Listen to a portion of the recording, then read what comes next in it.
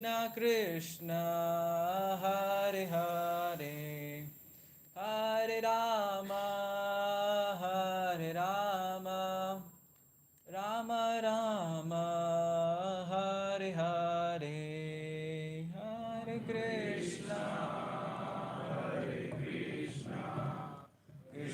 Krishna Hare Hare Hare Rama Hare Rama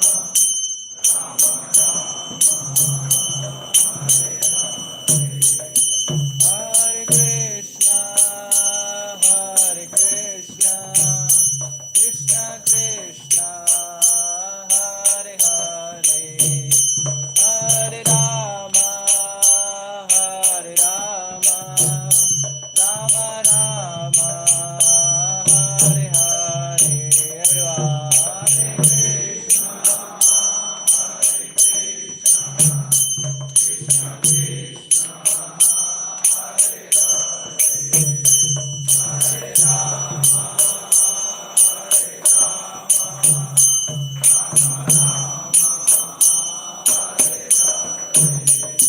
Hare Krishna, Hare Krishna, Krishna Krishna, Hare Hare, Hare Rama, Hare Rama, Rama Rama, Hare Hare, Hare Krishna, Hare Krishna.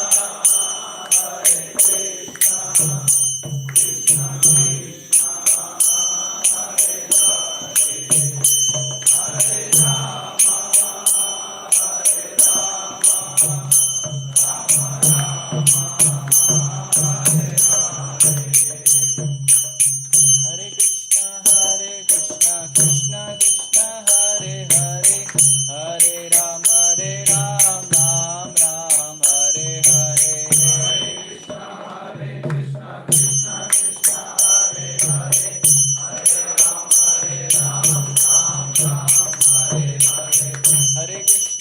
Hare Krishna, Krishna Krishna, Hare Hare, Hare Ram, Ram Ram, Hare Hare.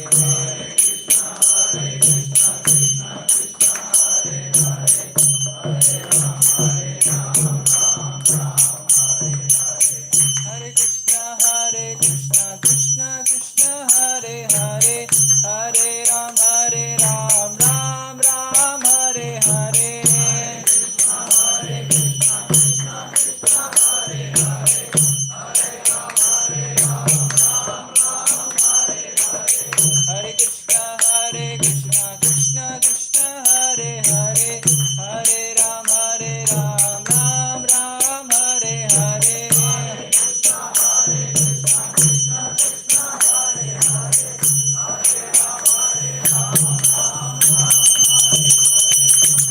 Krishna, Krishna Krishna, Hare Hare, Hare Rama, Hare Rama, Rama Rama, Hare Hare.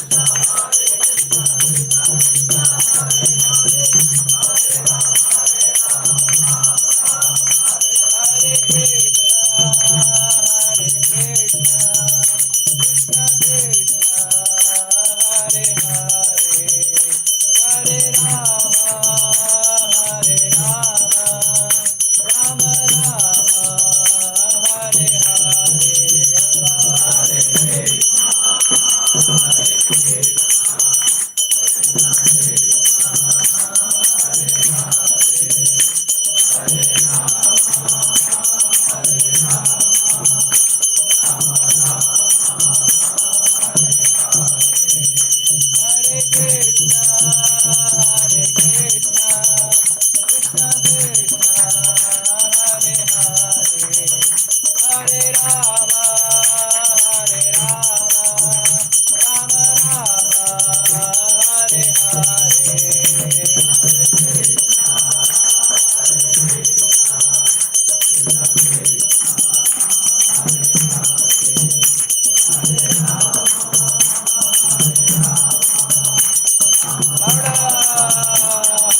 One more time! Hare Krishna, Hare Krishna, Krishna Krishna.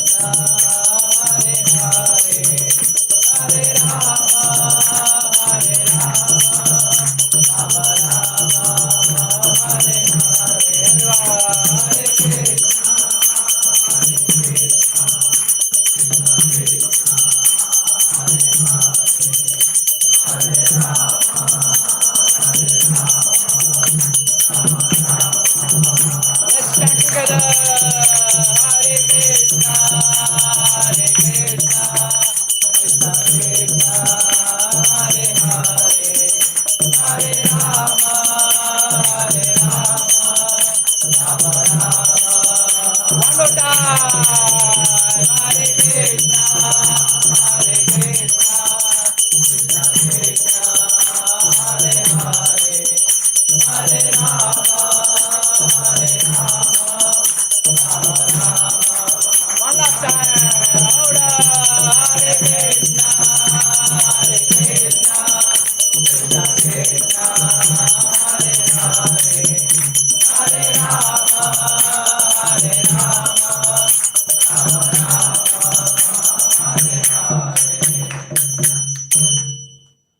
last time, let's chant together. Hare Krishna, Hare Krishna, Krishna Krishna, Hare Hare, Hare Rama, Hare Rama, Rama Rama, Hare Hare. Yes, slowly and gently you can open your eyes.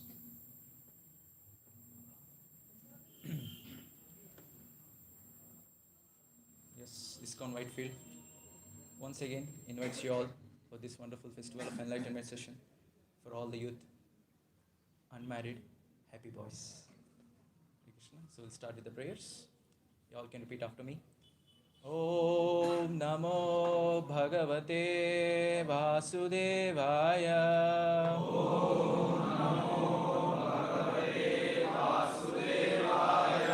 Om Namo Bhagavate Vasudevaya.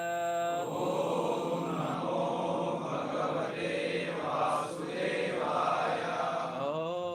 Namo Bhagavate Vasudevaya.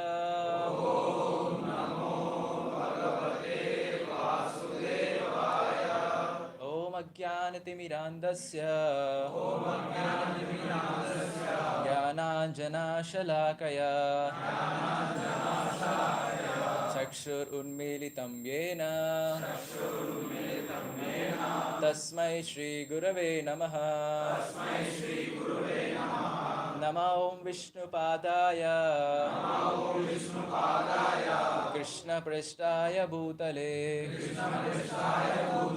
Srimate Bhakti Vedanta Swamin Niti Namine. Jai Shri Krishna Chaitanya Prabhu Nityananda Shri Advaita Gadadhar Shri Vasadi Gaura Bhakta Vrinda. Hare Krishna Hare Krishna Krishna Krishna Hare Hare Hare Rama Hare Rama Rama Rama Hare Hare.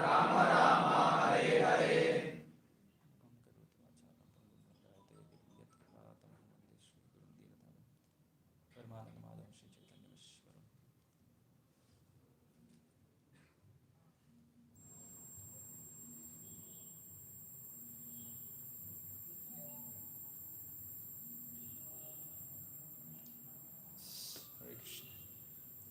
So we're reading from the glorious book, the Life Manual, Bhagavad Gita. So today's presentation will be dedicated to His Divine Grace A.C. Bhaktivedanta, Srila Prabhupada, who is the founder Acharya of International Society for Krishna Consciousness. Just now I remember. So in the morning, we have various sessions happening. So after our Bhavatam, daily Bhavatam class, so there was one more program happened that is about the kids. So since it's a summer, so for kids, summer camp is going on.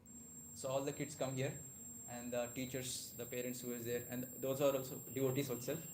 So every day they're learning how to play the musical instruments, cultural, classical, how to chant the holy names of the Lord, learning various mantras. And today was the final, and they practiced a lot of things. They made some drama also. They're singing some songs. I was in the room, I couldn't able to attend. I just watching in the YouTube. So what's happening?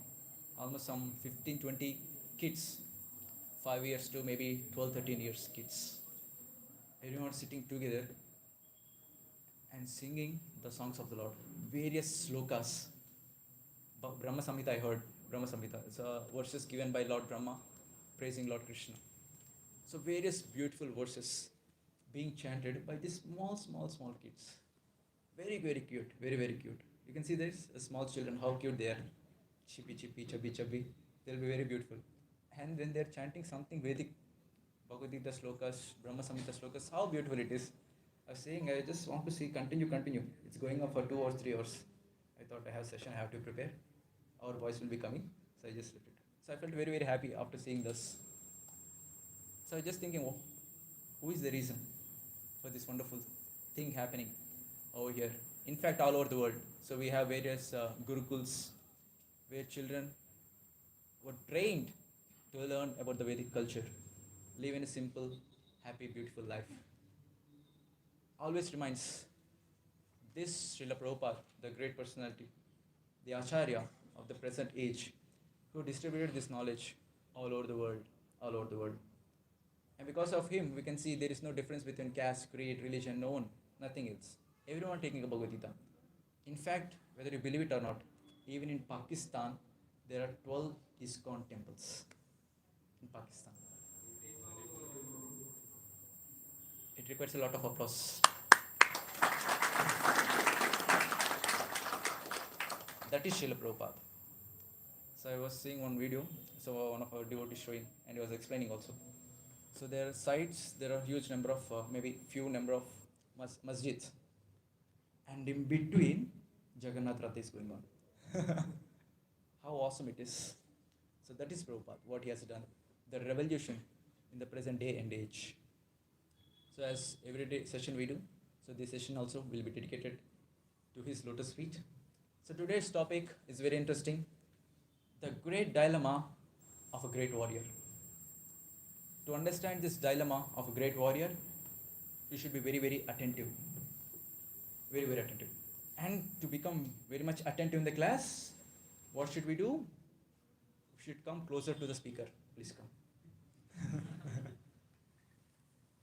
So there is a huge flashback behind this session. So I'll just cover one session which we already covered in the previous batch of level 1. So for all the level 2 and the level 3 students, boys, so this will be another recap, this session, and extension that is also there. So for a few minutes, it's a recap for all the senior boys. Let's see how many of you remember this. So it's in battlefield. Both the parties were there. Who are those? Kauravas and Pandavas. So what is the capacity of the army on the either sides? 11 Akshohinis on Pandava side. Other side? 7 Akshohinis. So can you tell me what are things included in that one Akshohini? Chariots, elephants, horses, men, everyone are included. Can you tell me the count? Perfect, you attended already session, no? No, you know this, very nice. So there are not 2 lakh, it's 21,000. So 21,870 chariots and 21,870 elephants and 65,610 horses and men of 1,09,350 men constitute of one Akshohini. Just imagine 7 Akshohinis, 11 Akshohinis. This is actually the world war. So many people included in this great warfare. So let's go to the situation of Arjuna, what's happening in his life.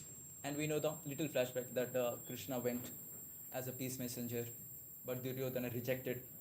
And finally the war was inevitable. So similarly in our lives also, war is inevitable. Maybe we don't have Kaurava Sainya to face. Chutku chutku, whatever problems is there. So those we have small Kurukshetras in our life as well. But Arjuna, what he is trying to do here?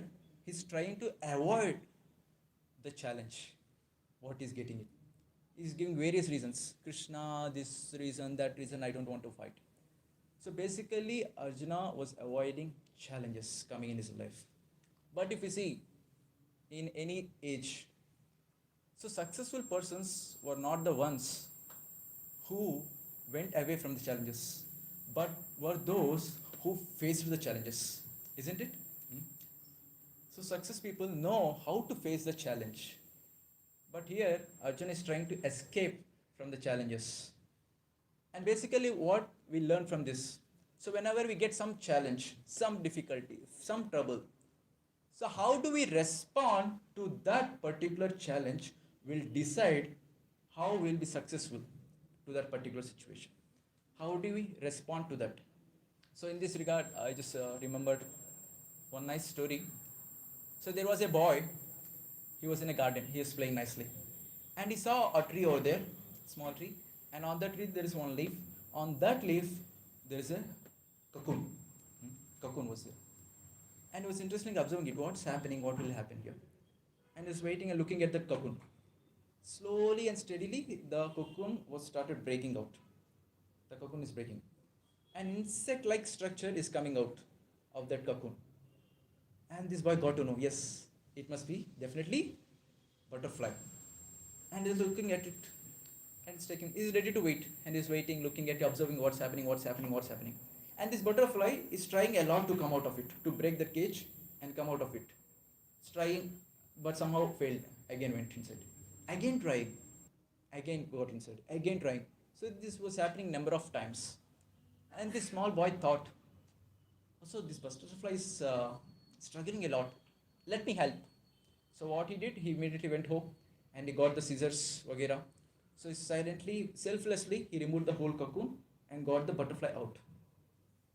So butterfly was out of his trouble. But the problem was, so butterfly was there with a huge body, but with a small wings. The butterfly was not able to fly because of small wings. So the reason was, science says that, so when this butterfly, the butterfly in the cocoon, trying to break that border, what happens? So that efforts are being put in. So those efforts help to spread the blood flow to the wings. And this is how wings expand. And this is how wings grow. And this is how when butterfly comes out, he can fly in a beautiful colors. So but this boy thought it and just removed it. So from this situation we can understand how the things will be. So challenges will be coming in our life. The only thing is we should know how to respond it. And we should be easily taking up to that challenge with the help of the scriptures, Bhagavad Gita. Then what happens? Just like this wonderful butterfly came out with the flying colors, even we in our life also, we can come out successful out of those such situations and be successful in our life as well. So this is one lesson which we can learn from this example. And like this, as we are discussing, Arjuna is giving various reasons. And even in our life also, whenever we get some trouble, some situation, some difficult situation, some challenge, we try to face it. Definitely we try to face it.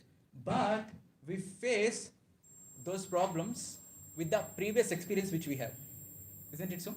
So whatever experience we have previously, so we try to apply those experiences to solve this problem. Arjuna is asking Krishna, what should I do in this difficult situation? But what the solution given by Krishna is completely different. And it's completely perfect. And that is called Bhagavad Gita. And we'll go a little more deep. So Arjuna was in a trouble. Now many people think, well, I don't have any problem in my life. Everything is successful. I'm getting a well package, 12 lakhs, 20 lakhs, 30 lakhs. I stay in a nice PG, paying 20k, 30k rent. Everything is nice. Now the question is each and every moment in our life will be peaceful? Some or the other trouble will come. Because Krishna says this, Dukkhalayam Ashashvatam. So how can we be happy here? So dukkha's will come. This is a material world. So we cannot tell that I will be happy all the time. We don't know which karma blast at what point of time. Now it's very nice. In future the situation may change. So we cannot tell that I'm always happy. But we can expect any obstacle, any challenges in our life. And should be ready to face those challenges. So now another question comes. Is expertise and organization the cause of success? Expertise, he has very good skills, and organization is a very good manager. Is able to manage everything properly, perfectly. So is this can be only the sutra for success? Why? Huh? Yes, technical answer, very nice. Anything else? Yeah, it's correct. Previous karma also depends. So let's see this situation in the situation of Duryodhana. So these are the lessons which many people in the corporate, especially in MBA colleges, so people take lessons from Bhagavad Gita, managerial lessons, and teach there. Even Duryodhana has these wonderful qualities or managerial skills, very diplomatic, very political. So he has all these success sutras. So what is that? Identifying the right people in the company, offering them a right bait, good package, estimating the strength and weaknesses of a person, analyzing the pains and gains of being in the battlefield, making a solid plan, action, how to execute this execution plan, and carrying everyone with you, along with you. This is called team building work. So Duryodhana has all this in full, but everyone know he badly failed. He badly failed. But he has everything. All the success sutras he has. Everything. But he failed. So let's see few situations, few slokas.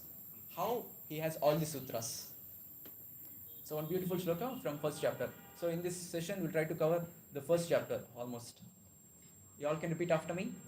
Pashyetam Panduputranam Acharya Mahatim Chamum Vyudam Drupada Putrena Tava Shishyena Dhimata. Someone can read the translation? O my teacher, behold the great army of the sons of Pandu, so expertly arranged by your intelligent disciple, the son of Drupada. The son of Drupada. So here Sanjay was telling the whole conversation, what he is getting from the mercy of Vyasadeva. Is narrating to who? Dhritarashtra. So he is telling. So he was asking first sloka of Bhagavad Gita. So Dharma Kshetre Kurukshetre Samaveta Yutsavaha Mamakaha Pandavas Chaiva Kim Akurvata Sanjaya. So Dhritarashtra was very much anxious what's going to happen in the battlefield. He was inquiring from Sanjaya, and Sanjaya was describing the whole thing. So this third sloka which is describing. So he's telling about Duryodhana. So Duryodhana, he was completely scared seeing the army of Pandavas. And he is trying to go to his guru, Dronacharya, and try to discuss some plans, strategies. So basically, even Dronacharya knows what is the fear in the hearts of Duryodhana. Now we can see the political mindset, diplomacy of Duryodhana. So Duryodhana know very well that Dronacharya and Bhishma, so both are having a soft corner to Pandavas. His doubt was, if at all these both of them, if they don't give their best in the fight, if they don't kill, what happens? So let me make them angry more. Let them make me angry. So he was telling all these slokas. Little more friend. Volunteers are struggling a lot. Come here. Very close. It's already houseful. So he's trying to incite anger in Dronacharya. So by telling these words, Drupada Putrena Tavasishyena Dhimatha. So Drupada, everyone know, the father of Draupadi and Drishtadyumna. So he's telling, he can tell directly Drishtadyumna. He is the one. He's telling, Tavasishyena Drupada Putrena. So Drupada and Dronacharya has a great enmity in between. Everyone know the story yet? I'll just describe small, briefly in few lines. So once what happened, both are classmates. Drupada and Dronacharya were both classmates. They were studying in a Gurukul. And both are very, very close. So once what happened, he's a Kshatriya, right? Drupada. He has this charitable affinity. So he told, "Oh Brahmana, oh Dronacharya, if at all, if you have any difficulty in your life, don't forget that you have a very best friend with you, Drupada. Whatever you want, I'll offer you." So Dronacharya felt this, remembered this, when his condition, when his material condition was very bad in his house. Even Ashwatthama is not able to get proper milk to drink. So at this situation, Dronacharya remembered this. Yes, my friend Drupada gave the word. Whenever I need some help, I can ask. So he went to the kingdom of Drupada, and in the whole assembly, he came directly and he asked, "Oh Maharaj, oh my friend, have you remembered me? I'm your friend Dronacharya. So I'm in a little trouble. I need a small one cow just to get the milk and give to my son. I need one small cow." Just this is what he asked. And you know what Drupada did? You, you beggar, you Brahmana, you're coming into my assembly, the king's assembly, and you're directly asking, "What do you want?" Hmm? This is not the proper way. Now he got arrogance. He's a king, right? He has various kingdoms in his hand. He has got that arrogance and going against the word which he has given in his childhood. And in this way, he rejected Dronacharya, insulted him a lot, and then he went back. In this way, the Shatrutva started. Enmity started between Drupada and Dronacharya. And Duryodhana know this very well. And later what happened? Dronacharya went. He asked his disciples, Pandavas and the Kauravas, to fight with the Drupada and get him here, near to his feet. And first, Kauravas went, "Yes, we can do this." And they were badly defeated. And then Pandavas went. They fought Drupada. And they got him tied with a rope and got him to the feet of Dronacharya. And Dronacharya told very graciously, "See, I asked you just one cow. You didn't give. Now I'll take half of your kingdom. What will you do?" And obviously, when a Kshatriya hears these words, his anger increases, enhances more. His blood boils again and again. And in this way, their enmity went to a very great extent. And Duryodhana knows this very well. And that's why he's putting this word, Drupada Putrena. So Drupada means he's mentioning your friend, Drupada, your enemy, his son. So that through these words, Dronacharya's anger can be increased. Can we see how diplomatic is Duryodhana? So similarly, he tried to incite anger in Bhishma also. Aparyaptam tadasmakam balam Bhishma virakshitam paryaptam tidam yetesham balam Bhima virakshitam. Translation? Our strength is immeasurable, and we are perfectly protected by their father Krishna. Whereas the strength of the Pandavas, carefully protected by Bhima, is limited. Yes. So here we can see the second point of Success Sutra. Finding out the strength and weakness in the team. And is analyzing it. So what is the strength in my team and in the other team? What is the weakness in my team and in the other team? Very nicely in this sloka. Our strength is immeasurable because we are perfectly protected by grandfather Bhishma. And on the other side, it's lightly protected by Bhima. See, we have a lot of strength. I have Bhishma Drona on my side. And next slokas also he says. So he's telling, so Bhishma is a very strong, but still he's an old man. So please, all the soldiers around, please protect Bhishma. So in this way, he is inspiring Bhishma and also getting the strength of all the soldiers around. So in this way, he is capturing the whole party, the whole team. How perfect is this managerial skill? But still, he faced failure. Even after having such an expert management skills, political skills, diplomatic skills, still he failed. So from here we can understand that not all the basically not the success sutras will give the success. In our life also we can see we may be intellectual minded, logical, we may have a lot of skills, various talents we have, but still we cannot assure success all the time. Do you agree this? Hmm? Now, all the skills were also there in Arjuna, Vagera, all the Pandavas, but he's very, very diplomatic. He is imperfect. Duryodhana has this imperfect. Now, Pandavas got the success. Now, the question is, what does Pandavas have? What Pandavas have to achieve success? Missing in Kaurava teams. Hmm? So, what is the actual cause of success? What are the signs of victory on the side of Pandavas? Anyone? Lord Krishna? Dharma? Yes. Hanumanji? Yes. There? Weakness? Huh. Huh. Hmm. Huh. Hmm. Okay. So basically, you're telling there is already a destination happened that they're gonna kill. Yes. Very logical point. Yes, you can tell. Yes. Good karma. Okay. Hmm. Goddess of fortune. Lakshmi Devi is there. Any reasons? Any other signs of victory on the side of Pandavas? Yes, all of those which you have mentioned. So let's see in detail. Hmm. So basically, a holy environment. Kurukshetra. The first sloka is Dharma Kshetre, Kurukshetre. The land Kurukshetra is itself Dharma Kshetra.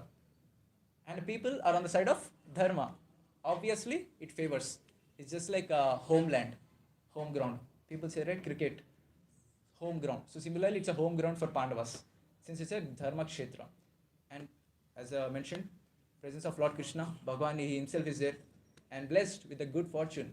That is Lakshmi Devi is already there by the presence of Krishna, and presence of a great devotee, Hanuman. Where is Hanuman? He is called Kabidwaja. So there is a chariot of Arjuna and there is a flag. On the flag, Hanumanji was there. So how to translate all this into our life? So these are the various signs of victory for Pandavas. Now we should be very greedy.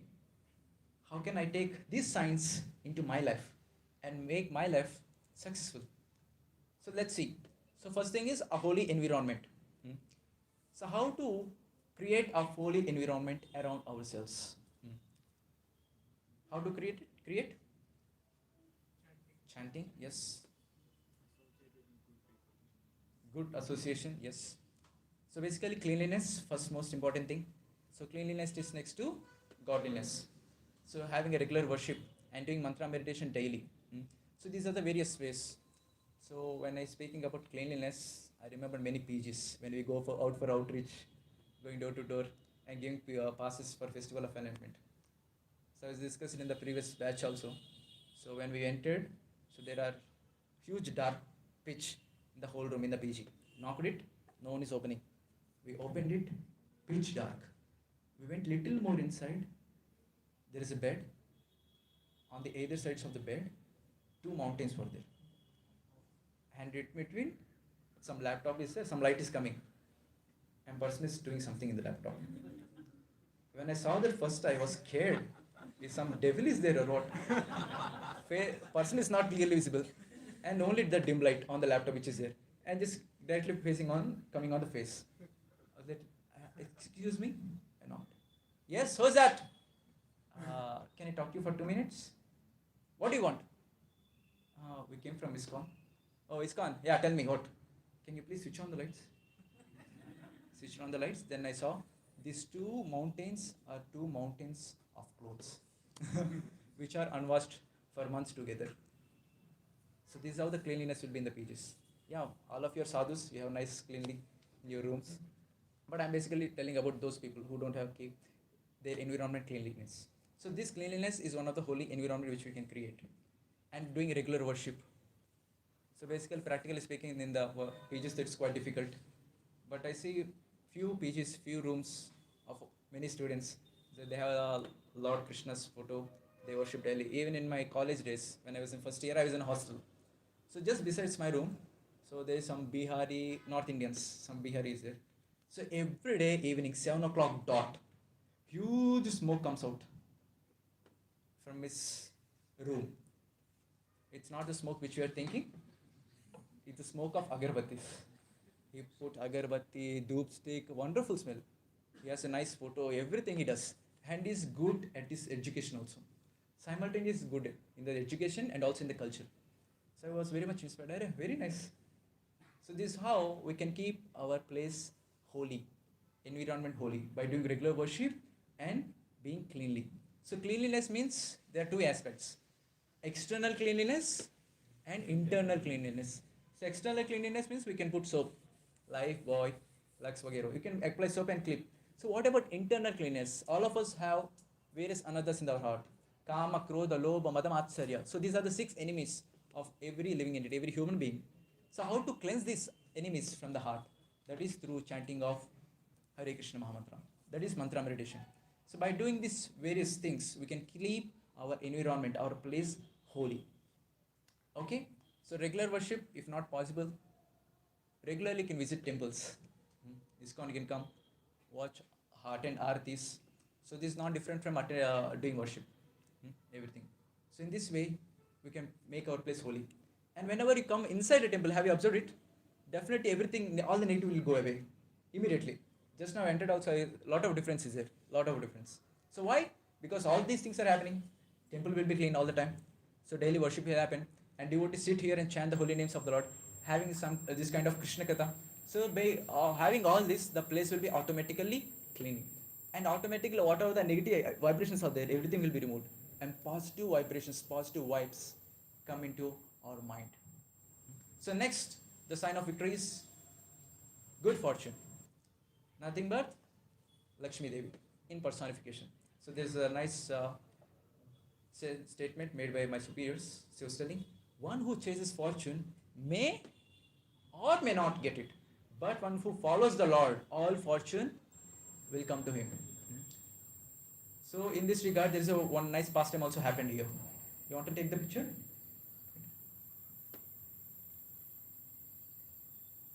So everyone knows this pastime. I'll just describe in a few sentences. So once what happened, all the war is inevitable, and both the armies, both Arjuna and Duryodhana went to get the armies. So you can see 11 Akshahinis, 7 Akshahinis is not a small thing. So they have to go out, make parties with the other teams, and expand their army. So in the same way, both went, and finally they ended up in Dwaraka, where Lord Krishna stays. And they went. First, Duryodhana went to the palace of Lord Krishna, and Lord Krishna, as usual, he sleeps in this way, and he was sleeping nicely. And Duryodhana came, and was standing. You can see above the head of Lord Krishna. And then Arjuna came. Arjuna came next, and he was at the lotus feet of Krishna. And when Krishna opened his eyes, he saw whom first? Obviously Arjuna. So from here we can understand how Arjuna is very humble. So when we are humble in our life, Krishna, God looks at us. Very nice. And he gives various benedictions. Then he asked, Arjuna, why you come here? And discussion is happening between Arjuna and Krishna. And Duryodhana from behind. Hey Krishna, I also came. In fact, I came first. Why are you speaking to him? Take. You also came? Wait. I saw Arjuna first. Let me talk to him. No, I came. Little, like small childish thing happened. And finally he told, take. You ask. Oh Arjuna. Krishna asked, what do you want? Oh Krishna, I want your Narayani Sena for the battlefield, for Yuddha. Then Krishna is a relative of both. So he didn't take the sides of either. Neither the Pandavas nor the Kauravas. So he kept a condition. So there are two options for you. Either Narayani Sena or myself. If you take Narayani Sena, I'll be on the other side. If you take me, the Narayana Sena will be on the other side. But there is one more disclaimer. I will not fight. He is telling this. And Arjuna was thinking. Then he told directly, oh Krishna, I don't want Narayana Sena.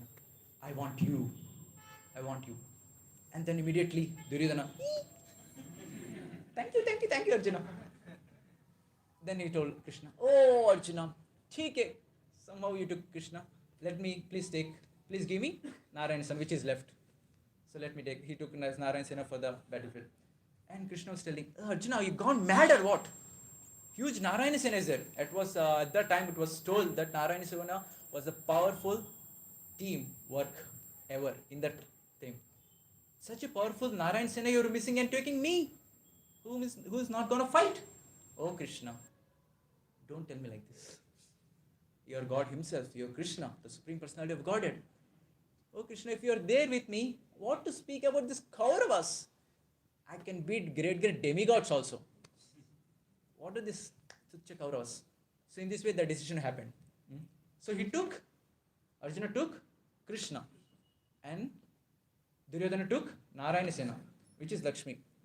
So finally we know the result. So from this pastime we can understand that by taking Narayan in our life, automatically Lakshmi follows. But when we take the sides of only Lakshmi Devi, we cannot guarantee Krishna will come or not. Because even if you worshipping only Lakshmi Devi also, Lakshmi Devi's another name is Chanchala, flickering. She will not stay at one place. But when there is Narayan, she stays. So this is how Krishna is intelligent. So similarly, all of us in our life also should be intelligent enough. Not to go behind money, not to go behind Lakshmi Devi, but to go behind Krishna, the Narayan. Then automatically Lakshmi also comes along with Narayan. It's very nice, interesting story. Not story, in fact, day-to-day life we will see. Every Diwali, we keep various coins in front of Lakshmi Devi. We do a lot of worship to Lakshmi Devi. And we can see also in our lives, basically, how we are not able to give priority to Narayan. So we have to give priority to Narayan as well. So we have to worship both. Lakshmi, Narayan. Radha, Krishna. Sita, Ram. So when we take Narayan along with us, automatically Krishna also comes. Lakshmi Devi also comes. Even you can see the pastime of Lord Ram also. Ravana, he tried, kidnapped Sita Devi, who is Lakshmi Devi himself. Lakshmi Devi herself. And later, Ram had to come, kill him, and get back the Lakshmi. So in our life also we cannot tell. Lakshmi will live with us all the time. Krishna may come, take care of the Lakshmi. I'm just joking, no worries. So in this way we can understand our mentality shouldn't be of Duryodhana. Our mentality should be of Arjuna, taking sides of Krishna, not but Lakshmi Devi. And the most important thing is the good company, good association. So whose association we have to take? The association of selfless people, simple and forward people, pure-hearted, spiritual practitioners. So these are we have to take association of these personalities who are selfless. So we have saying, right, a person can be judged by his association. If there are 5 intelligent people, you automatically will be the 6th one. If there are 5 drunkards, if you are with him, you will be the 6th one. So this is how association affects in everyone's life. And Arjuna has the association of a great devotee, Hanuman. Everyone knows this pastime. How Hanuman came into this picture. So flag is there, on this Hanuman picture is there. Actually it's not the picture, Hanuman personally was there on the flag. So what happened? So Draupadi got the wonderful lotuses gifted by Bhima. And she liked these lotuses very much. And she desired to have more. And Bhima went on to the Himalayan hills where immortals are not allowed, great personalities take. And he was searching for those beautiful lotus flowers to get for Draupadi. And in the way he is going, he saw many animals, lions, elephants. By his huge roar, all the animals like tigers and lions, they were also going away, seeing his strength. And he was going there, and finally he found some huge personality, huge big monkey with a huge tail sleeping out there. He is telling, "Hey, you monkey, you move away from my place. What are you doing here?" And this huge monkey was telling, "I am very much tired here. If you feel I have to give away, please you pick me my tail from that side, it to keep somewhere here, and you can please go ahead." And this Bhima, who has the strength of 10,000 elephants, is trying to pick the tail of this big monkey and trying to move. He's not able to pick it up, move even a small inch. He's not able to do it. And finally he's understood. Even this Bhima is not able to move this big tail means this personality is something teda. Some other great personality must be. Then this monkey revealed, "Oh Bhima, I'm Hanuman. I'm Hanuman. I'm your brother." So both the Bhima and Hanuman were the sons of Vayudev. So in this way, their connection. They are brothers. Both are brothers. So then Hanuman gave a word to Bhima. So you be there in the battlefield. I'll come. Be on the flag of Arjuna. Oh Bhima, when you roar in the battlefield, I will roar along with you.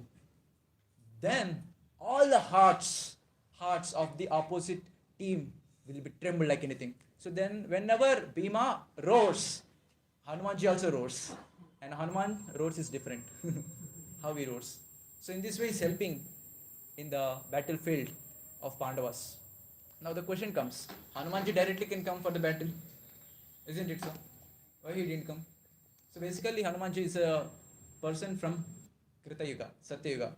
So those personalities very huge and their strength is also very huge. If he just come, he can just remove the whole Kaurava Sanya will be finished. So he told it's not a proper thing. I'll just be there. I'll roar along with you. In this way, I'll help you in your battle. So this is how Hanumanji helped the whole Pandavas. So in this way, Pandavas have the great devotees association like Hanumanji. So similarly, in our life also, we should have a great devotees association. Understanding what are the three signs of victory? Three signs or three things which we can take in our life. So first thing is holy environment. Next, presence of Lord Krishna. Avoiding Duryodhana's mentality but having Arjuna's mentality. Next, association of devotees or spiritualists. So basically who practice spirituality, daily chanting, reading Bhagavad Gita, there will be a lot of heart transformation happens. And automatically they'll become lot of selfless. They're ready to do sacrifice for the well-being of others. So the great example Srila Prabhupada itself. So at the age of 70, who can think of going out? At the age of 70, with a stick in his hand, going out all over the world, giving this knowledge of Bhagavad Gita and Srimad Bhagavatam, telling the real happiness where it lies. He was experiencing personally by practicing the spirituality. And he thought, why shouldn't it spread all over the world? Why should only I experience? And he went all over the world and spread things. So this is called selflessness. Obviously, he's a very self-realized person. So from this, we are understanding that who practices spirituality daily, so automatically their heart transforms and they become pure. Automatically they become selfless. So these personalities association we should take. I'm very happy to tell, I'm very proud to tell all the volunteers who are calling you all the time, coming out, doing book distribution, come to PG to PG and sharing this knowledge. There is a session happening, please come. So they have a lot of work, they are well qualified professionals, but still they are taking out time, coming out to give this information, awareness that this discussion of Bhagavad Gita is happening. You also can change your life. So they are also doing this. So this is how the selfless people be. Understood? Got everything? The whole summary of the success sutras were described in the last sloka of Bhagavad Gita. So Dhritarashtra was asking, Dharma kshetre kurukshetre samavayita yudsavaha mamakaha pandavaschaya kim akurvata Sanjaya. So this was the question asked by Dhritarashtra to Sanjaya. And the final answer is in the final sloka of Bhagavad Gita. Let's see. Yatra Yogeshwara Krishna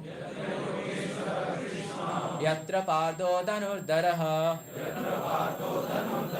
Tatra Sri Vijayo Bhute Dhruvani Tirmatir Mama. So the meaning is, wherever Krishna, the master of all mystics, and wherever there is Arjuna, the supreme archer, there will be four things. What are those? Opulence, victory, extraordinary power, and morality. So opulence everyone knows. Victory, need not tell. Extraordinary power, everyone trying to get. And morality. So morality, basically, most of us not having what is the definition of morality. So I was checking with my superior also, he was telling. So morality, the highest form of morality means the words of God given in the scriptures. So that is the highest morality. So whatever Krishna speaks in Bhagavad Gita, that is moral. So one has to follow. So whenever there is Krishna and then whenever there is Arjuna, so these four things will be there. So only thing is we have to take advantage how to get these both personalities in our life. So when we are hearing Krishna Katha discussing about this is not different from Krishna. When we are reading Bhagavad Gita, we are directly associating with Krishna. When we are chanting the holy names of the Lord, when we are chanting Hare Krishna mantra, we are directly in connection with the Lord. And how to get Arjuna in our life? By having the devotee association of devotees. And how Arjuna heard Bhagavad Gita and he applied in his life. So similarly, when we hear Bhagavad Gita and apply in our life, in this way we can invoke Arjuna also in our life through devotee association and by applying the instructions of Bhagavad Gita in our day-to-day life. So in this way we can have Krishna and Arjuna in our life. Okay? So this is the basic thing which we have taken. So now we'll go on to the battlefield. Back. Introduction to Lord Krishna. Our hero is coming to the field. So basically, I see many North Indian, in fact, to speak in general, Indian movies. When our hero comes, there is a huge bomb blast. Top! Vehicles will be moving here and there, people will be jumping here and there, and in between, hero comes as a great personality.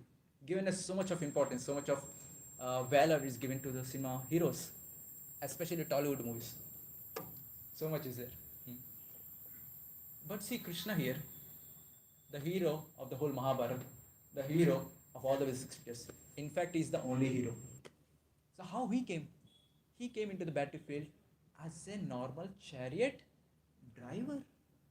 Why? Why he came? So this states how Krishna is Bhakta Vatsala. How he is very much devoted to his devotees. Why he has to say? So chariot driver means what? So he has to hear whatever the person says in the man. So basically in the war fields what happens generally is how the chariot moves. So basically there is a huge fight is going on. Bombs, these are wagera wagera. So basically when a person is speaking from behind, a chariot driver cannot even understand, cannot even hear also. So how their communication was, the person behind is to put his leg on the back of the chariot driver. If he puts on the straight, on the back head leg, then it is signalizing that you have to move forward, straight. When it's stepped on the left side, you have to take left side. When it's right, you have to go right side. And do you know what? Arjuna was doing this. To who? Krishna. Bhagavan Krishna. So whenever we see shlokas in Bhagavad Gita, in any scripture, so the word comes, Shri Bhagavan Vacha. So whenever Dhritarashtra speaks, Dhritarashtra Vacha. Sanjaya speaks, Sanjaya Vacha. Whenever Arjuna speaks, Arjuna Vacha. Duryodhana speaks, Duryodhana Vacha. But when Krishna speaks, Bhagavan Vacha. So Bhagavan is here. And what is Bhagavan is taking? The steps of his devotee band. So this is the Bhaktavatsal nature of Krishna. There are various things. Let's just discuss 2 more points. 2, 3. So Krishna was ready to break his own promise to save his devotee Arjuna. So many people say, hey Krishna, he don't have any morals. He broke his own vow in the battlefield of Kurukshetra. How can he do this? Yes, he did it. For whom he did it? For his devotee. So once what happened? So Duryodhana was seeing this. Dronacharya and Bhishma was not fighting well. And he is inciting more and more Bhishma. You're not fighting well. You have to fight. And he insulted Bhishma like anything. Duryodhana. Then Bhishma is a Kshatriya. He cannot simply say whatever you speak. His blood also boiling like. And he decided, tomorrow I am gonna kill Arjuna. Whatever may happen. Either Arjuna will be killed or Krishna should lift the weapon. So this is the vow taken by Bhishma. For your information, Bhishma Dev was also one of the greatest devotees of Lord Krishna. So there are basically 12 Mahajans, 12 great devotees described in Srimad Bhagavatam. And Bhishma Dev was also one of them, great devotees. And we can see here, so the next day what happened? So Bhishma thought to kill Arjuna. And so fiercely, Bhishma was fighting with Arjuna. And do you know what? Even not even a single arrow touched Arjuna in the battlefield. Even not even a single drop of sweat came. But when he's fighting with a Bhishma, he's able to see some scary, some fear in the eyes of Arjuna. And Krishna saw a small drop of sweat came down from Arjuna. Then immediately thought, Krishna, no. My devotee is in danger. I have to rescue him. So what he did, he got down from the chariot. He took the chariot wheel and went to kill Bhishma. He broke his own promise.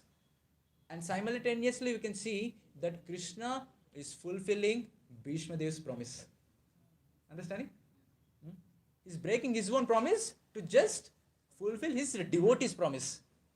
So this is how Bhakta Vatsala is Lord Krishna. In his childhood, so it says in Brahma Samhita, Sahasra Sirsha Purusha, this is a Purusha Shokta. In Brahma Samhita, various verses describe how Lakshmi Devis, there are not one Lakshmi, there are thousands and thousands of Lakshmis. In the spiritual world, they're trying to serve Krishna to get so small attention of Krishna. Small attention. Actually, it's a spiritual world, Vaikuntha. So there is not even a single dust. But this Lakshmi Devi is trying to get small audience of Krishna. They take the sweep broomsticks and trying to sweep in front of Lord Krishna, whether Krishna may see. So such a great personality, Krishna. So in his childhood, so he's serving Nanda Maharaj and Yashoda. So once, maybe 2 years, 3 years old, a small Krishna, baby god. So Nanda Maharaj told, "Oh Krishna, please bring my slippers." Do you know what Krishna did? He took the paduka of his devotee Nanda Maharaj and he kept on his head and got it to Nanda Maharaj. Can we imagine? Supreme Personality God, your Krishna is doing this, Bhagavan is doing this. So basically what we are able to learn here is, if we become devotee of Krishna, Krishna becomes devotee of his devotee.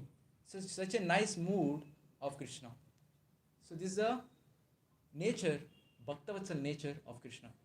So basically I am emphasizing this, understanding the greatness of Krishna and how he is taking lower position with his devotees. So now actually the story starts. Now actually the great dilemma of a great warrior will enter in today's topic. So whatever we discussed till now, it's just a flashback. So it is the right thing. So this Arjuna got very bewildered, and finally he's giving reasons. Krishna, I don't fight.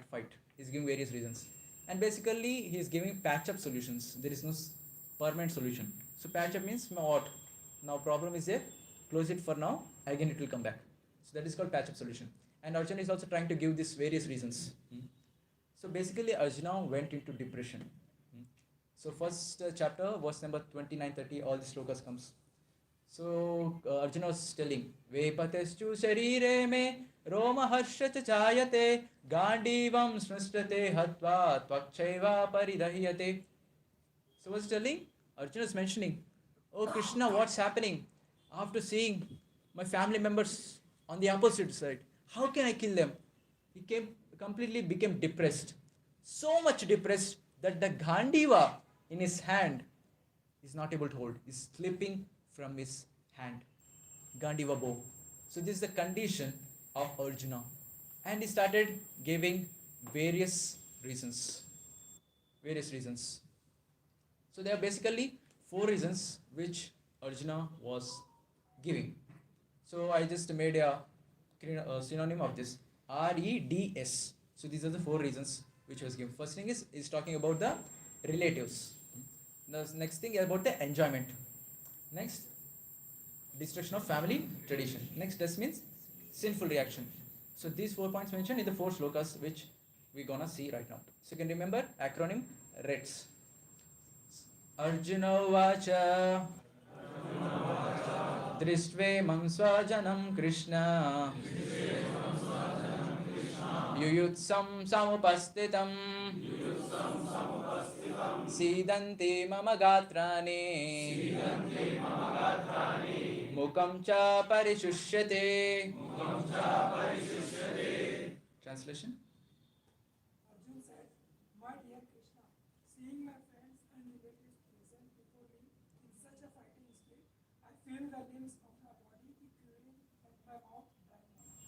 Yes.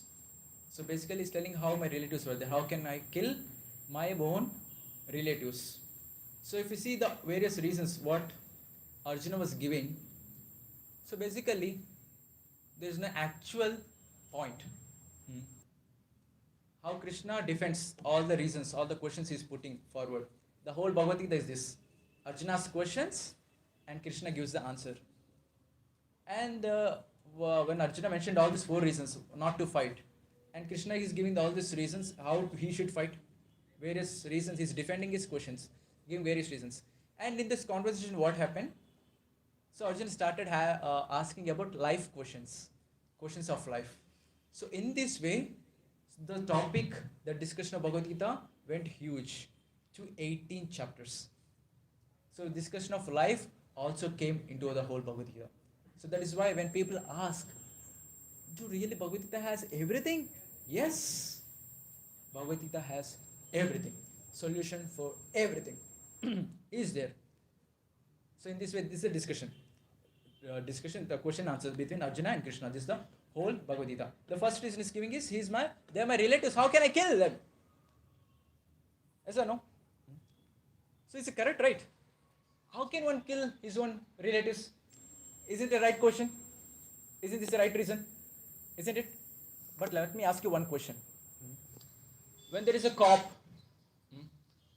and in his family there was a terrorist, maybe his own son is a terrorist, and this cop don't know that, and this terrorist did some murder or something, some nonsensical act, and finally is trying to hide himself in his home, and his father cop got to know this.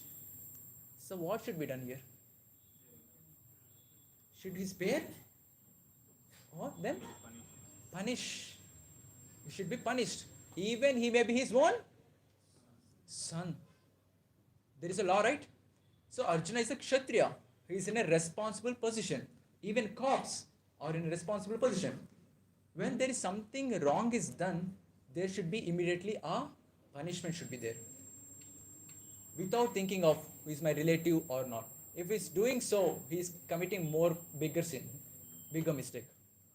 So suppose a judge is there and is the criminal chamber, his own relative is standing. So will he give the right decision? So he is my relative. He should not consider whatever sins he has done. Can he do? Definitely not. He is in a responsible position. So there is a fight between dharma and adharma. Yes or no? So when the people are in a responsible position, should consider this, the context, in which context it's going on. So similarly, a family member cannot be killed. It's true. Even killing itself is wrong. Then how can he can kill a family member? But the context we have to understand is they are following of adharma. So what is the duty of a Kshatriya? What is the duty of Arjuna? He has to fight. He has to fight. He has to kill his enemies and save the people over there. Understanding?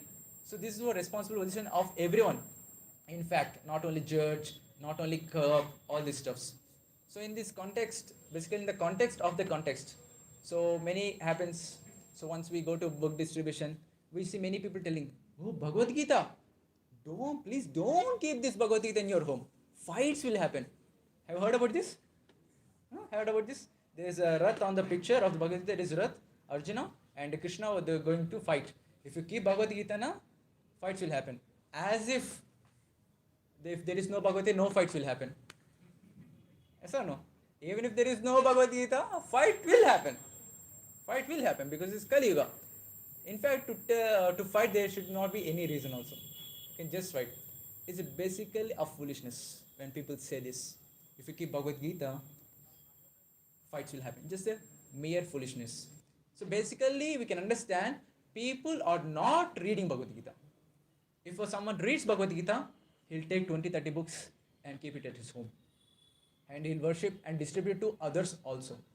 So this is what basically a person who studies Bhagavad Gita, he understood. So in this point we are mentioning, so context should be seen. Context. So like this many things happen. Once there was a case filed on ISKCON. So see, these people are teaching how to kill people. I think it's in Russia. So our devotees were asked to come to the chambers of the court, and he's not letting the devotee to speak at all. The advocate who is there, he's asking. He's showing the photo of Prahlad Maharaj and Narsimhadev. So Narsimhadev was there, and he's doing the first ever operation, intestinal operation to Hiranyakashipu. And besides, here Prahlad is there praying to the Lord Narsimhadev. And he was showing this picture and asking the devotees, and the judges also see, who is this personality who is killing? Is Narsimhadev. And who is the person getting the operated? Is Hiranyakashipu. And who is the son there? Prahlad Maharaj. And what is the context? So Narsimhadev is killing Hiranyakashipu. Now he asked, what is the relation between the Prahlad Maharaj and Narsimhadev? So those both are father and son. See, my lord, see how these people are teaching to kill their own family members. This how they're not able to, they're not seeing the context. Why is he killing? Because they're demon. He's a demon. Suffering, giving suffering to all the people. In fact, still when Hiranyakashipu raises his head, one eyebrow, all the demigods would fear. Such a great demon he is. Such a great demon. So to kill him, Narsimhadev came and killed him. So if we don't understand the context properly, we'll take our own interpretations.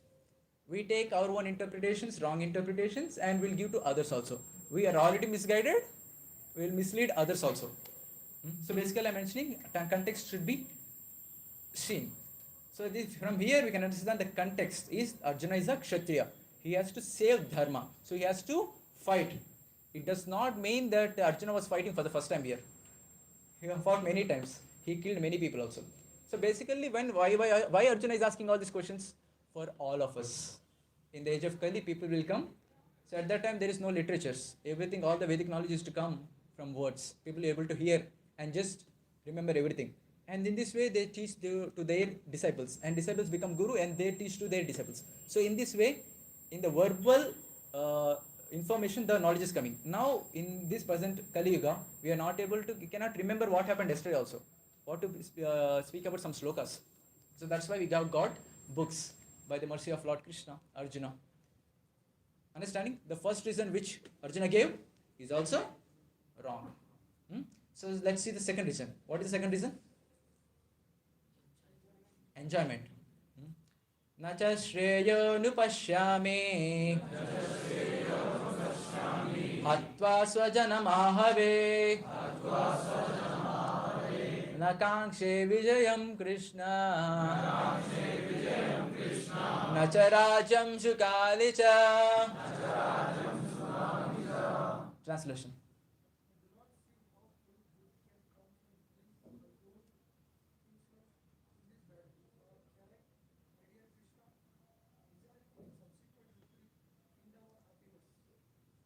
So basically he's telling, even if I win kingdom, with whom I will enjoy? Because all my relatives will be dead. Isn't it?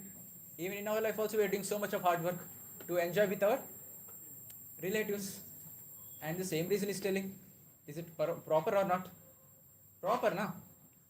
Yes. But Krishna is telling it's not. How? So basically, Arjuna is in a position of a leader. So what does the leader do? What is the leader does? So he sacrifices for the well-being of his followers. And he's a Kshatriya. He should sacrifice for the well-being of his subordinates. Even if I heard very recently that even mother, when she gives birth to the child, she'll never sleep. She cannot sleep, in fact, for many months. Many months. When the child is crying on the bed in the night, so will the child, what mother will do? Shut up, will hit? No. She'll sacrifice her own sleep, make baby sleep nicely, and then she goes to the sleep. Understanding? So then she will not think about this, that family relatives. And as Arjuna, as a Kshatriya, it should be done. Isn't it? He has to do some sacrifice. This gives the example, right example, to the followers also, to the subordinate also. So in this way, subordinates align with the vision of the leader. So basically, parents are the leaders in the house. You all are leaders in your office, in your PG, whatever. So whenever we are in the leader's position, this aspect of sacrifice is quite important. Until and unless we sacrifice something to our members, how can we keep a right example? Isn't it so? They will also think he just speaks, he does not do anything, whatever he speaks. Is it a right example? Definitely not. He should show with his personal etiquette. So this is what we can learn from this. The second reason, which is also giving, how can I enjoy with the relatives? This is also wrong. Arjuna proved once again. What is the next reason is giving? RED, destruction of the family traditions. Kulakshaye pranashyante kuladharmaha sanatanaha dharme nashte kulam krishnam adharmo bhavivatyuta. Translation? Yes.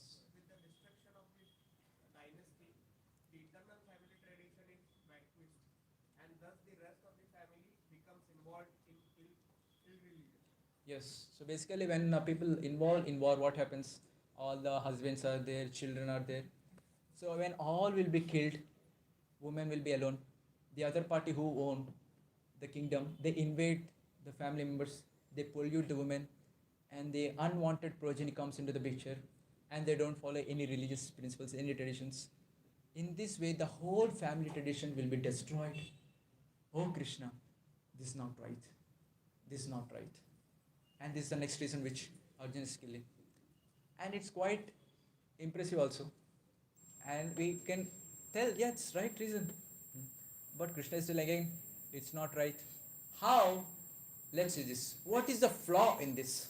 So he's telling about family members, family traditions, cultural traditions. All these people, there are people members over there. Now the question is, so who created these families? Who created these traditions, all these stuff?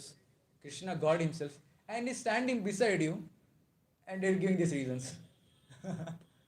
So 15:15 Bhagavad Gita says, Sarvasya chaham hriti sannivishtam matta smritir jnanamohanam cha vedaista sarver ahameva vedyo vedanta krit vedavid eva chaham.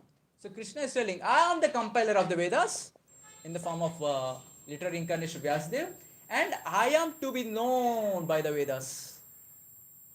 Vedas means what? Where the description of family traditions was given.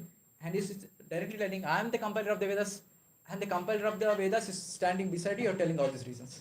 It's just like a child in a home. So he had a breakfast nicely, and he's observing mother, and he was having little half of the breakfast he had nicely, and half of the remaining of the breakfast he's trying to keep in a box, in lunch box. And mother observed this. My child, what are you doing? Mummy, I saw the ingredients in the kitchen. Ingredients were over. I don't know how you prepared the lunch for me. So that's why I'm carrying my breakfast at the lunch and going. How will the mother feel, you tell? Isn't it? Because mother gives the food to the child. So similarly, Krishna is the supreme father of everyone and is giving various reasons like this. What will happen here, and the mother is standing behind. So Krishna is there. He takes care.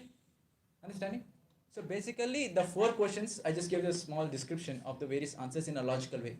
The whole Bhagavad Gita goes answering these 4 questions. Understanding? How these questions which Arjuna put were just a patch-up solution, but not the perfect solutions. So what is the next reason which is giving? Sinful actions, sinful reactions. If we do any sins, we get that reactions. Papam evashraye dasman Advaitanatatayiнаha Tasman narahvayam handu Dartarashtran sabandhavan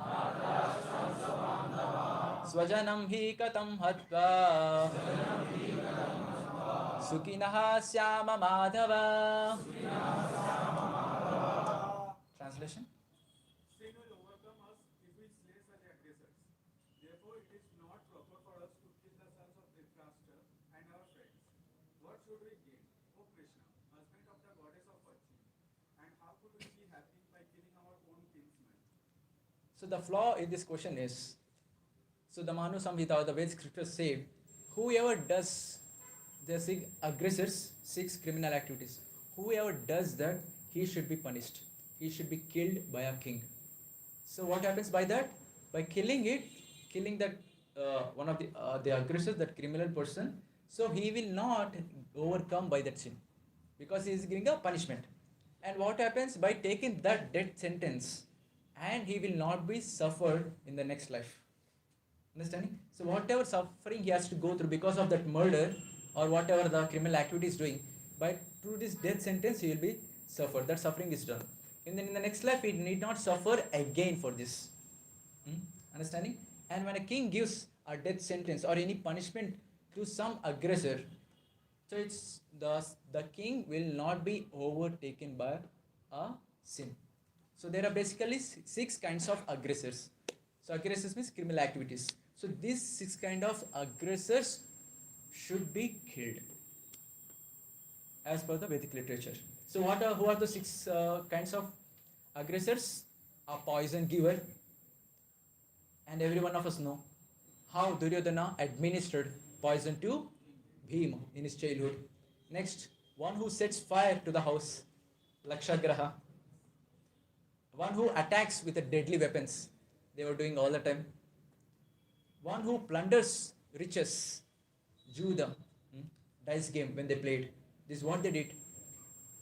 They took away all the riches, which it does not belong to them. Even after their exile, after coming back also, Duryodhana rejected to give. So this is called plundering of riches. And next one is one who occupies another's land and is not ready to give the kingdom, as we discussed. Pandavas asked just 5 kingdoms because they are Kshatriyas. Their nature is to rule. So without this occupation, they cannot do anything else. So Krishna was asking just to give not all the kingdom, just give 5 villages so that these 5 Pandavas can rule. And you know what Duryodhana was saying? I will not give even a space that is occupied by a pin, needle. Even that space I will not give. And later you can see the war was inevitable. So one who occupies another's land and one who kidnaps a wife. Jayadratha kidnapped Draupadi once. So these are the 6 kinds of aggressors. If anyone victimized or been in this one of the 6 aggressors or either of the 6, so Vedic scripture still, so they should be killed. And when they were killed, there is no sin incurred to the person who gave this punishment. And who can give the punishment? The one who is in the responsible position, and maybe the king or the ruler. So then there will be no question of sin incurring to them. And this is what the reason Arjuna is giving. If I kill, I may get sin. As if he didn't kill anyone before. He killed. Understanding? So this is how all the reasons which Arjuna gave were not proper. We have to see in the picture of the scriptures. We have to see in the vision of Bhagavad Gita, the life manual of Bhagavad Gita. So I give a number of times this example. So whenever you have a graph, x-axis, y-axis, we have, right? So when we want to plot something on the graph, so what will be the reference? Origin, isn't it? So you cannot take your own origin in the graph. It's already there. You have to plot it. From there you have to take the reference. And then you can plot a point over the graph. So similarly, whatever activity we are doing or whatever the actions we are seeing in our life, either it is true or it is good or bad, how can we understand? So we have to see through the reference of Bhagavad Gita. Understanding? Then it's a proper perspective. Then our conclusion is proper. So by reading this Vedic scriptures, what happens? By reading Bhagavad Gita, our intelligence becomes stronger. Then it can control the mind. Then internally will be stable and peaceful. So we'll see the final tip. We already saw this sloka. So practical tip of the day. So last slide for today. Yatra Yogeshwara Krishna Yatra Pado Danurdaraha Tatra Se Vijayor Bhute Druvavite Matir Mama. Someone can read this? Whenever there is Krishna, the master of all mystics, and wherever there is Arjun, the supreme archer, there will also certainly be opulence, victory, extraordinary power, and morality. That is my opinion. So this is the final sloka and this is the essence of the whole Bhagavad Gita. So we have to somehow or other get Arjuna and Krishna in our life. As we discussed already, I would like to emphasize once again. So how to get Krishna in our life? Reading Bhagavad Gita daily. So the instructions of Krishna are not different from Krishna. So when we are reading Bhagavad Gita, we are directly in association with Krishna. So when we are chanting Hare Krishna Mahamantra, we are in direct association with Krishna. When we come to this kind of satsangs every weekend and discussing about Krishna Kada, it is also association of Krishna. And how to get Arjuna? Getting in between the associations of devotees. And whatever the principles we have discussed in Bhagavad Gita, whatever we have learnt, applying those principles in our day-to-day life. In this way we can invoke Krishna, Arjuna in our life. In this way, when we have Arjuna and Krishna, both of them in our life as well, then we can have all these four: opulence, victory, extraordinary power, and morality. Understood? So with this, I would like to end the session. So if there are any questions, one or two max, if at all there. So I'll try to answer. So if at all I don't have clarity on that question, I'll check with my superiors and we'll let you know. Any questions?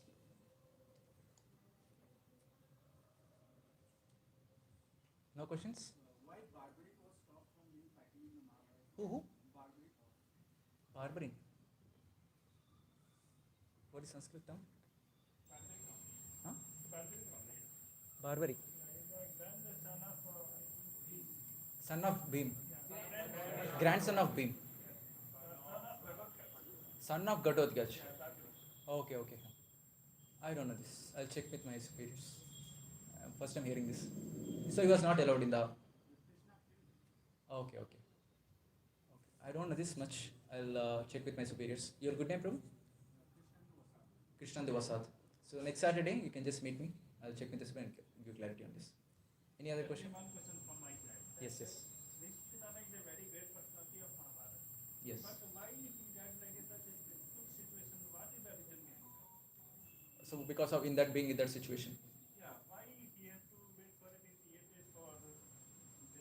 So he is... Number of law in her body, in his body. So basically you're asking about death, why he has to wait on the Sayan. So he is not bound to be like this. But on the Sayana, he was waiting for Lord Krishna to come. So it's called Uttarayana. So basically Uttarayana means, the one Uttara means Uttara. So our Acharyas gives various commentaries. So one of the commentaries is this. So Uttara Ayana. Uttara means Uttara, the wife of Abhimanyu.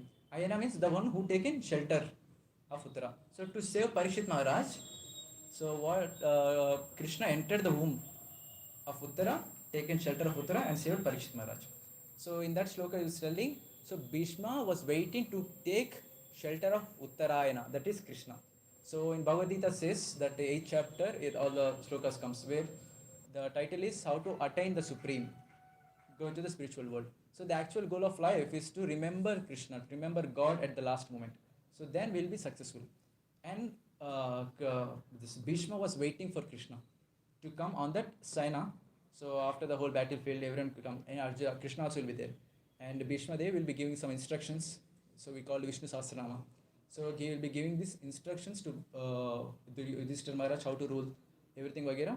And finally by seeing Lord Krishna's face, and he closes his eyes. So as we understood 8th chapter in karma philosophy, in level 2, level 3 also will get discussed. So what is the goal of human form of life? So that is to remember Krishna at the time of death. So that we also can go back to the spiritual world, to break the cycle of birth and death. So how can it happen? By remembering Krishna at the last moment. So just like it's like a practice. So we are studying, everyone is studied nicely in your engineering, whatever, vagera, vagera. So we have studied the whole semester, 6 months. But exam will be only for 3 hours. So similarly, in our life also, it's a practice for all of our life, to practice to remember Krishna, to remember God. So that in the final moment, we can remember Krishna. Now, personally, what happens? Bhishma is there. He's personally waiting for Krishna. And Krishna is there in front of him. So what is the need of thing? He putting some more effort. Krishna is already there. He can leave his body. So the only thing why he's waiting is, He has that Icha Mrityu Vara. But why he is waiting? Just to see Krishna at the last moment and leave the body. That is the reason. Understood? And he wants to see Yudhishthir becoming the king, the emperor of the world. So that's why he wasted. So he need not wait. He can leave his body whenever he wants. So this is the only reason. Okay? Got it? Yes. One last question, if any. No? Okay, we'll so go for mantra meditation. So you all can stand up. You can relax your legs for some time. So volunteers will give the Achaman water to you. You can wipe your hands and you can take the beads.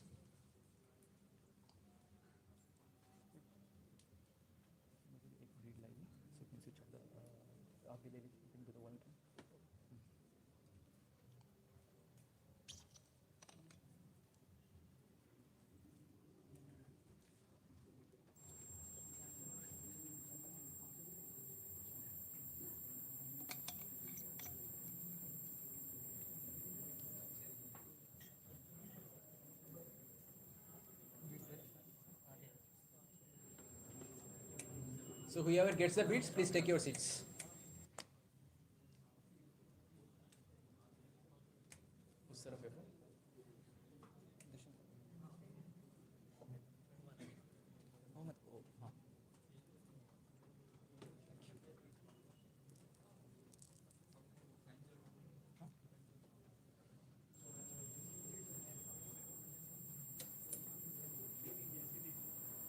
Whoever got the beads, you can please take your seats.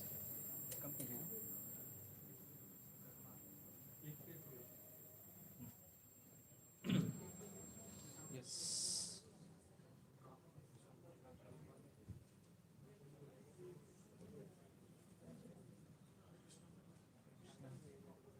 So would request from next session onwards, everyone you can carry your own beads.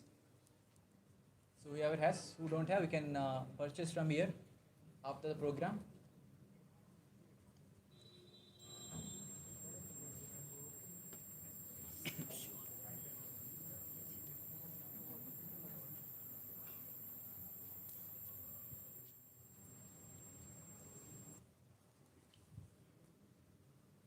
So we'll discuss little about meditation, mantra meditation, which we're gonna do. So there are a number of meditation process, as we know, and everything works. But what is the difference between mantra meditation and other meditation process? So what does other meditation process does? So that other meditation process suppress the negativities, the bad impressions in the mind, suppress. But what happens with whenever the suppression is removed, again it will be bounced back. So this is what happens. But when one chants the Hare Krishna mantra or do this mantra meditation, what happens is that all those impressions, negativity will be removed. In fact, it will be cleansed from the heart, from the mind. So this is the great benefit of doing mantra meditation. And it's scientific as well. So science says whenever we engage two or more senses in one activity, our mind comes to control. And in future session, we'll see how mind is the greatest enemy of everyone. The solution is to control the mind. So by doing this mantra meditation, we can observe that our mind also come to the control. So there's a nice sloka given in Kali Santana Upanishad. So Hare Krishna, Krishna Krishna, Hare Hare, Hare Ram, Rama Rama, Hare Hare. Iti Shodashakam Namnam Kali Kalmashanashnam Nataha Parataropaya Sarva Vedeshu Drishyati. So Narada Muni was asking his spiritual master and father, Lord Brahma, oh my father, oh my spiritual master, oh my Gurudev. So the age of Kali has come. So how can people in the age of Kali can save themselves from the age of Kali? So what is the solution? Then Lord Brahma was speaking this sloka, telling the whole mantra, Iti Shodashakam Namnam. Shodashakam means 60 names. If you count Hare Krishna, you will get 60 names. Iti Shodashakam Namnam Kali Kalmasha Nashanam. The pollution, the contamination of Kali will be removed. Kalmasha Nashanam. Nataha Parataropayaha Sarva Vedeshu Drishyati. So with the 4 hands of Lord Brahma, he read 4 Vedas. And he is giving a final conclusion. I have read all the scriptures, I have studied all the scriptures. And there is no other solution except this Hare Krishna Mahamantra. And we imagine how fortunate are we? We are getting such a wonderful opportunity to chant this wonderful Hare Krishna Mahamantra in the association of such wonderful devotees, like-minded people all around us. So you all can close your eyes, sit in a meditative posture. So by the way, anyone coming for the first time here? Yes, quite a few. So these are the beats. So I'll show you how to do mantra meditation. So we hold in this way. So there is a thread, right? So we'll start from here. So index finger shouldn't be touched. On the left hand also similarly. In this way we hold over here. So when we chant the mantra, we'll chant the Hare Krishna mantra, Hare Krishna, Krishna Krishna, Hare Hare, Hare Ram, Ram Ram, Hare Hare. We chant once and move one beat towards us. And then one more beat and one more beat towards us. It's not like Hare Krishna, Krishna Krishna, Hare Hare, Hare Ram, Ram Hare Hare. In one mantra, whole round will be finished. It's not the right way. So we'll do one mantra and one beat towards us. So this is what we do.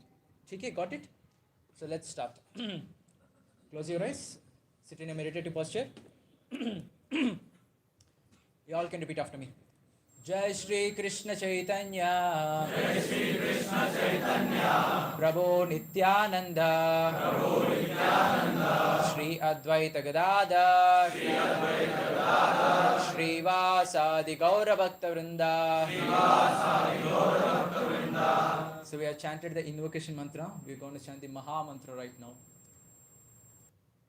So we are doing just for the next 10 minutes. So let's try our best to hear the mantra. So while we're chanting, what are we doing? We're chanting, we are pronouncing the mantra and just hearing. Chanting and hearing, chanting and hearing, chanting and hearing, nothing else, nothing else. And we're chanting, we discussed, that is not different from Krishna. So we are in association with Krishna while we're chanting. And we know how the Bhaktavatsal nature of Krishna, how nicely he's devoted to his devotees. If we want us also to be the nice devotee of Krishna, if we want that close association with Krishna, so it's the right opportunity for us to chant the Krishna's name and hear it properly. So when we are chanting and when we are hearing, basically we are respecting Krishna. If we are not able to hear, we are not giving respect. It's a very, very important matter. So let's try our best. Mind will go here and there, here and there. Let's try our best to bring back the mind on the mantra. Even if we can hear at least one mantra, that is a success for our attempt today. So let's chant in a chorus. Let's start. Hare Krishna, Krishna Krishna, Hare Hare, Hare Ram, Ram Hare Hare, Hare Krishna, Krishna Krishna, Hare Hare, Hare Ram, Ram Hare Hare, Hare Krishna, Krishna Krishna, Hare Hare, Hare Ram, Ram Hare Hare, Hare Krishna, Krishna Krishna, Hare Hare, Hare Ram, Ram Hare Hare, Hare Krishna, Krishna Krishna, Hare Hare, Hare Ram, Ram Hare Hare, Hare Krishna, Krishna Krishna, Hare Hare, Hare Ram, Ram Hare Hare, Hare Krishna, Krishna Krishna, Hare Hare, Hare Ram, Ram Hare Hare, Hare Krishna, Krishna Krishna, Hare Hare, Hare Ram, Ram Hare Hare, Hare Krishna, Krishna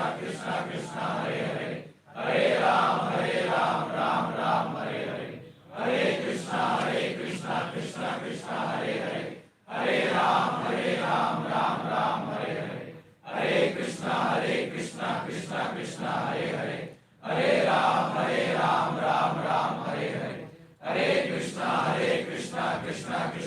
Hare,